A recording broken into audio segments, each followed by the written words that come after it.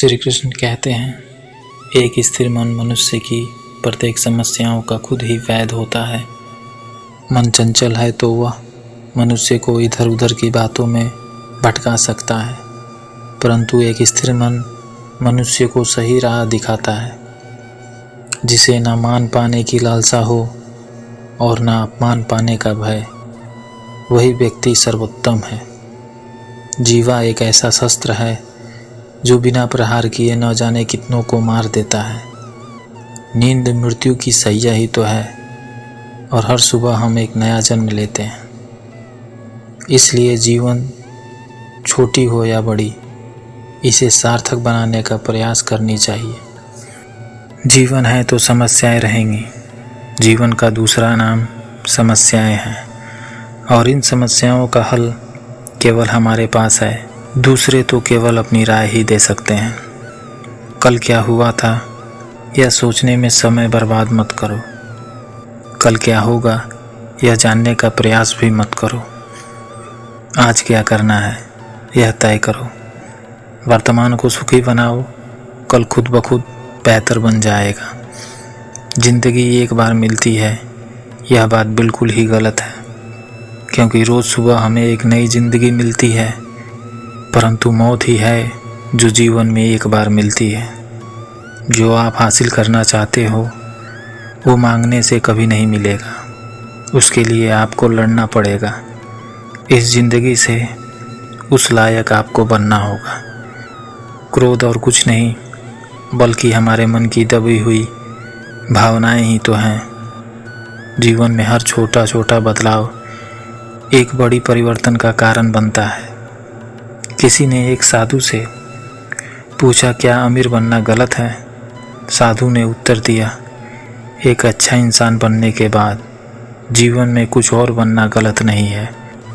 कभी भी सीखना बंद ना करें, क्योंकि जीवन कभी भी सिखाना बंद नहीं करता। वह तो हर पल कुछ न कुछ मनुष्य को सिखाता रहता है। सीखना न सीखना मनुष्य के हाथ में होता है। दुनिया बदलने का प्रयास मत करो, अपने आप को बदलो, क्योंकि आपके बदलते ही दुनिया अपने आप ही बदल जाएगी। अगर आपके जीवन में कोई लक्ष्य नहीं है तो अपने जीवन का उद्देश्य लक्ष्य को खोजना बना लीजिए। धैर्य एक कड़वा पौधा है, पर इसके फल बहुत ही मीठे होते हैं, और वहीं अहंकार के पेड़ पर सिर्फ विनाश के ही फल उगते हैं। खुद पर भरोसा रखिए, क्योंकि आपके जैसा और आपसे बेहतर इस संसार में दूसरा कोई नहीं है। याद रखिए, इस संसार में इतना भी अंधकार नहीं है कि वह एक छोटे से दीपक की रोशनी बुझा सके। हर बात का जवाब देने बैठ जाओगे तो बिना वजह विवाद का कारण बन जाओगे। तभी बोलो जब आपके शब्द मौन से बहुत ज़्यादा कीमती हों।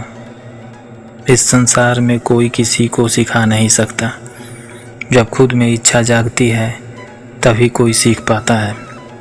जो जितना शांत होता है वह उतना ही अधिक बुद्धि का प्रयोग कर पाता है। चुप रहना क्रोध के लिए एक अच्छा प्रत्युत्तर है। अनुभव उम्र से नहीं आता, बल्कि परिस्थितियों का सामना करने से आता है। दुनिया में प्रत्येक आदमी अपनी योग्यता के अनुसार चमकता है, इच्छा के अनुसार नहीं। मनुष्य के अंदर का मोह और अहंकार ही उसे बर्बाद कर देता है। उसे बर्बादी के लिए किसी शत्रु की आवश्यकता नहीं पड़ती है। मंजिल पर पहुंचने से ज़्यादा ज़रूरी है यात्रा को ठीक से तय करना। पैसे से इंसान महान नहीं बनता, बल्कि वह अपने चरित्र से बनता है। अपने किरदार से महकता है इंसान। चरित्र पवित्र करने का कोई इत्र नहीं होता। गलती करके सीखना सीखने का एक ढंग है, लेकिन सीखने का एकमात्र ढंग नहीं। दूसरों को जानना ज्ञान है और खुद को जानना आत्मज्ञान है। अपने आप को बेहतर बनाने में इतना व्यस्त हो जाओ कि दूसरों की आलोचना करने का आपके पास समय ही ना बचे। मतलबी संबंध को निभाने से अच्छा है कि उसे खत्म ही कर दिया जाए। परिवर्तन से डरे नहीं, आप कुछ अच्छा खो सकते हैं, लेकिन आप कुछ बेहतर पा भी सकते हैं। मन एक अच्छा गुलाम है, लेकिन उसके साथ वह एक बहुत ही खराब मालिक भी है। अब यह आपके ऊपर है कि आप उसे क्या बनाते हैं। आप दूसरों के साथ वैसा व्यवहार कभी ना करें जैसा आपको खुद अपने लिए पसंद ना हो। जीवन हर क्षण आपको एक सही फैसला लेने का मौका देता है, मगर बहुत कम लोग इन मौक़ों को देख पाते हैं। आपकी सोच का ही तो फ़र्क है, वरना समस्याएं आपको कमज़ोर बनाने नहीं बल्कि मजबूत बनाने आती हैं। किसी से अपने आप को जोड़ लेना ही तुम्हारे दुखों का कारण है। मनुष्य जन्म से नहीं बल्कि अपने कर्मों से शूद्र या ब्राह्मण होता है। मौन रहना तो एक साधना है और सोच समझकर बोलना एक कला। सुख और दुख अपने आप चलकर हमारे जीवन में नहीं आते, ये हमारे द्वारा किए गए कर्मों का फल ही होते हैं। कभी कभी आपका चुप रहना आपकी कमजोरी नहीं बल्कि आपकी ताकत होती है। हम तभी असफल होते हैं जब हम सत्य का सहारा छोड़कर असत्य का साथ देने लगते हैं। बहुत ज़्यादा खुशी में या बहुत ज़्यादा दुखी में फैसला ना करें, क्योंकि दोनों ही परिस्थितियों में हमसे चूक होने की संभावनाएं ज़्यादा होती हैं। शरीर को अच्छी सेहत में रखना हमारा कर्तव्य है, नहीं तो हम हमारे मन को स्पष्ट और मजबूत नहीं रख पाएंगे। किसी जंगली जानवर की अपेक्षा एक कपटी और दुष्ट मित्र से अधिक डरना चाहिए।